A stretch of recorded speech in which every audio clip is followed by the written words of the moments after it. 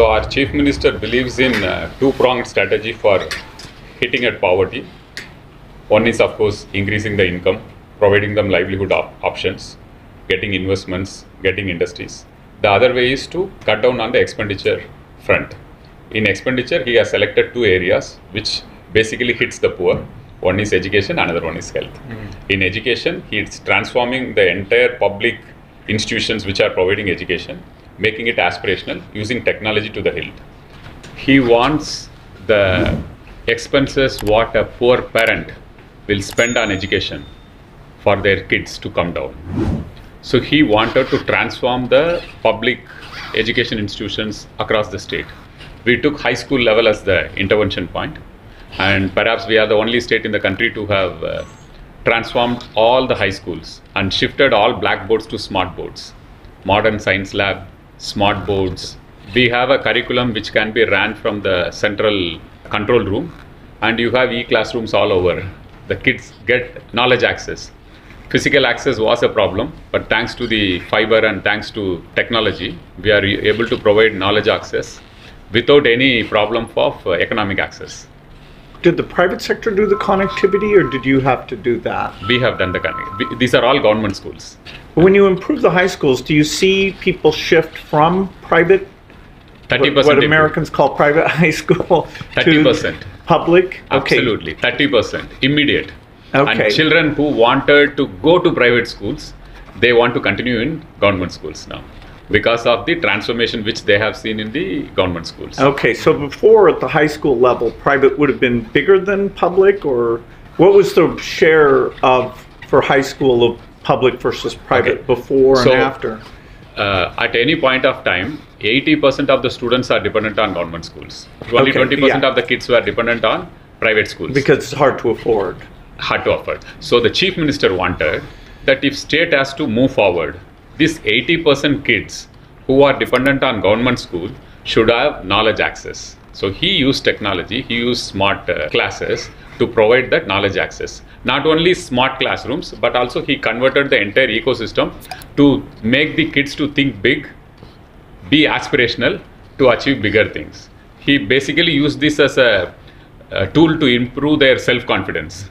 In addition to increasing the access to knowledge, he also improved the self-confidence of these government school kids.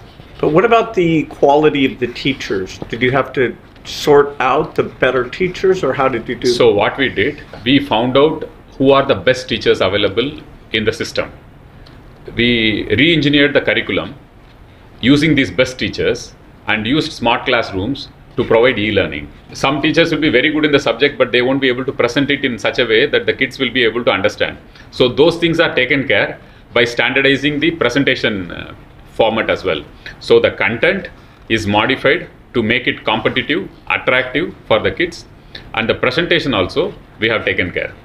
But did you have problems with teachers who weren't well trained or not showing up, and did you have to be tough on that, or not a problem? Actually, using incentives, we could motivate them to upgrade their skills. So not much turnover in the process? No, not much turnover. Our Chief Minister believes in taking the team along to a great extent. You motivate, you incentivize. In fact, we are spending about 150 crores just on incentives to teachers who are doing well and schools who are doing well. And in this whole process of school transformation, we involve the community to a great extent. Alumni never had a platform to contribute to the schools. Some of them are doing well, some of them are well placed. So we provided from government a technology platform by which the alumni can enroll himself and be part of this transformation process. Say for example, he contributes $1, the government contributes $2. I see. Yeah, one is so to it's partly financial. Yes. Okay. Not only financial, if a alumni wants to take career counseling classes for the kids. Okay, so they can volunteer. From the states they can do it, because you have digital classrooms now. From there he connects and he takes the classroom for the kids. They'll get inspired. Okay, from our village somebody is working in New York, and he comes and talks to us for 15 minutes every week. So they get inspired. So this entire intervention of school transformation, we can see from two angles. One is that it reduces the burden on the parents, poor parents. Their out of the box expenditure comes down. And number two, you make these kids really aspirational using technology. That knowledge access, the barriers in knowledge access, we could successfully reduce it using technology. So now we are introducing at college level a smart card for the students who are in government colleges and also semi-aided colleges. This smart card, what it is going to do, we are going to study the entire ecosystem, education ecosystem, and see how this card, this smart card, he can use it to cross-subsidize his needs. Like for example, he has to get books, he has to get online access to literature, he has to get career counseling, he can learn spoken English, whatever is required to make that graduate a better competitive person. Through this card we are planning to intervene. And how the person recharges this card? He can recharge this card by doing activities which will help him. For example, he does extracurricular activities, sports, games, he gets some points. He does community activity, he gets some points. He learns artificial intelligence in online courses which we'll provide, he gets some points. He learns yoga, he gets points. Like that, we will have a set of activities which will help that person for overall development, make that kid competitive, make that kid competent, confident. It helps in the career of the child finally. Not only it helps in career, but also we would have done little bit of character building at a very crucial age. So this is a card which we call it as the new Odisha card. Odisha will be celebrating 100 years of Odisha in next 12 years. So our Chief Minister wants all the kids to be competitive, at the same time compassionate. So this is a card which will be like a magical card, as you suggested that maybe instead of a physical card, we'll also introduce a virtual card, because this also helps in poverty. This also makes kids aspirational, and it has a huge technology backbone. We will map each kid as to what he or she is doing, on what we are doing in transforming education. In case of health, he has gone for a near universal health coverage without involving a private insurance company. We had very bad experience, not so great experience, when we involve private companies which are into insurance business, because when insurance companies are involved, they try to cut costs, and that hits the poor. They don't have the voice to go and get their claims settled. So the Chief Minister decided we won't go for an insurance model, whereas we'll go for an assurance model, where there will be a trust. The trust pays directly to the hospitals which are empaneled and who are giving services under this health assurance scheme. 90% of the population is covered. And why we selected this ₹500,000 as the base? Because we did a study and we found out on an average a family may need up to 5 lakh rupees or ₹500,000 per year for meeting their health expenditure. And why we gave extra ₹500,000 for women is that in some places we noticed that when the card has a limitation for family members, then the male members are treated first and the female members have to wait. So to give security to women, this gender component was introduced by our Chief Minister, because of which women also will have easy access to health. And how are the prices? I mean, a lot of the services are provided by the private sector. Yes. And how do you set the price that the government pays to those private providers? Do you have a list price? Or? Yes, we have 500 packages, okay, which covers almost 90% of the diseases and ailments. And we have standardized the cost, and we give a profit to the private so that they don't cut corners to dilute the treatment or compromise on the treatment. So the private sector is happy. Earlier, the private investment in health was not so forthcoming. Now with this intervention, the private investment is coming. And where all we use technology, we use AI to detect frauds in bill claiming. And we have already started detecting. Wherever there is a problem, we detect. Another important intervention which we are planning to do through technology AI is, we have a huge database of health of the people of the state. We'll be able to note which part of Odisha suffers from which ailments and what are the preventive measures one should take.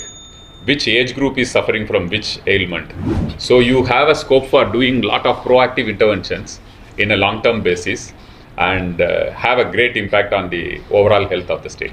So two ways. One is of course to detect fraudulent bills, and the second one is you will have proactive health strategies, public health strategies. If we have AI for this health data, we have a huge pool of health data, varied health data. We have a variety of people, their genetic makeup will be different. So we'll have a huge data pool, and it's all online. You know, I think there's three things to mention just quickly. One is on the agriculture. I'm super impressed, and we want to keep helping to push that forward because it's a great model for the country. It's a great model actually for the work we do globally. For sure. The toilet work, you know, actually I was pretty impressed, the slum upgrading, you know, and how can new technology come in to improve those toilets over time. So we'd love to do more on that. Okay. And the final area is actually in UP and Bihar, actually our biggest program is health. Here we haven't done that much in health. So it'd be interesting, you know, given that we've had such a positive relationship on particularly the agricultural stuff, to look at whether sanitation and the latest health thing might be added to the partnership we have. Okay. Yeah, the digital platforms you're building are also very interesting. So yeah, no, the whole digital thing, you know, I'd say that's the theme of this visit here, is that the digital's going beyond payments, you know, which payments was fundamental, and if you don't have that, you can't do the other things. But, you know, the idea that, I mean, that agricultural, the vision, and even the specifics is, you know, it's weird when you walk into that center, you think, oh, am I in a health center? Because I've seen, you know, when we go to MOH, you know, we have that type of, you know, screen and data, and you know, I'm like, wow, this is agriculture, and it's very digital. We are one of the few states who have doubled the farmers' income. Right. Perhaps with all these interventions, we'll be able to triple now. No, it's impressive that you didn't just pick just education or just slums or just health. I mean, it's very impressive. Sir, you have been an inspiration for the entire world, especially for the youth. Not this present generation, also for future generations. What is that one message, sir, you would like to leave for the youth? Well, certainly my success is because I love being a student, and I saw that the world is so interesting. And so even though some of the basic studies, it may not be clear, you're investing in yourself, you know, to learn math, to learn science, to read about history. And this is certainly a time where all these digital advances means that good students are going to have an incredible career, both for themselves and to give back, you know, to their community and to the country. So, you know, I would say, you know, pursue your curiosity. The tools you can use now, both individually and in the classroom, have gotten so good that I envy students who are growing up now. They'll be able to learn even more than I did. So pursue your curiosity. Thanks, sir. You have always been an inspiration. Thank you.